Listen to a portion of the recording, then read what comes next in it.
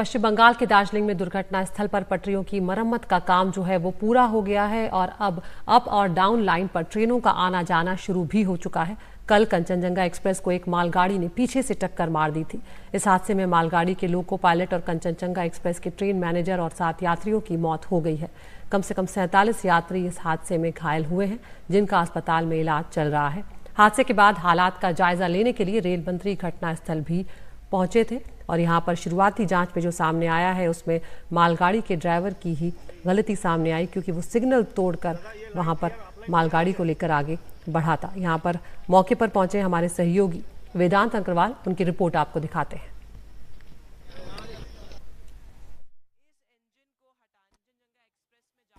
हम इस वक्त रंगापानी स्टेशन पर मौजूद हैं, जहां पर कल वो ट्रेजेडी हुई। कंचनजंगा एक्सप्रेस जो एक गुड्स ट्रेन जिसको एक गुड्स ट्रेन ने पीछे से आकर टक्कर मारी, जिसकी वजह से 9 लोगों की मौत हो गई स्पॉट पे ही, जिसमें से एक लोको पायलट और ट्रेन मैनेजर भी था। अभी आपको ग्राउंड सिचुएशन बताएं तो दोनों लाइंस का, अप लाइन और डाउन लाइन, दोनों ही लाइंस को क्लियर कर दिया गया और रेस्टोरेशन वर्क कंप्लीट हो गया। यहाँ पर आप देख सकते हैं ये जो NFR north east frontier railway की एक इंस्पेक्शन कार है, ये इलेक्ट्रिसिटी रिस्टोर कर रही है वहां पर दोनों ट्रैक्स पर। उसके बाद ट्रैक्स ऑपरेशनल हो जाएंगे। ये आप देख सकते हैं किस तरीके से इलेक्ट्रिसिटी रिस्टोर करी जा रही है इस वक्त यहाँ पर ग्राउंड जीरो पर दोनों ही ट्रैक्स की। आपको मैं कुछ और भी दिखाता हूँ। यहाँ पर ये जो है ये कंचनजंगा एक्सप्रेस की पार्सल वैन्स हैं 122481।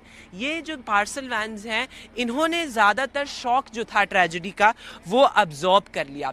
इसके कारण क्या हुआ कि ज़्यादा लोगों की मौत नहीं हुई, क्योंकि ये खाली पार्सल वैन्स रहती हैं रेयर एंड पे किसी पैसेंजर ट्रेन की, और इस वजह से इसने पूरा शॉक अब्जॉर्ब कर लिया और ज़्यादा मौत नहीं हुई जैसा कि मैंने कहा। हालांकि फिर भी 9 लोगों की मृत्यु हो गई स्पॉट पर ही, जिसमें से लोको पायलट और ट्रेन मैनेजर भी थे।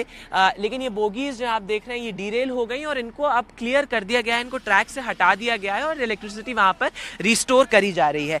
कई बड़े सवाल उठाए जा रहे हैं अब कि एक्चुअली हुआ क्या था। देखिए, रेलवेज ने तो ये कहा है कि ये ह्यूमन एरर था, लेकिन नॉर्थ ईस्ट फ्रंटियर रेलवेज से जो हमें बताया जा रहा है सोर्सेस के द्वारा, सूत्रों के द्वारा, वो ये है कि ये खाली एक ह्यूमन एरर नहीं था, बल्कि जो ऑटोमेटेड सिग्नल सिस्टम था वो कहीं ना कहीं फेल हो गया, जिस वजह से मैनुअल सिग्नल ट्रिगर हो गया। और जब मैनुअल सिग्नल ट्रिगर हो जाता है तो ट्रेन्स को ये आदेश दिया जाता है कि वो रेड सिग्नल्स तोड़कर आगे जा सकती हैं, क्योंकि सिग्नल ही फेल हो गया है।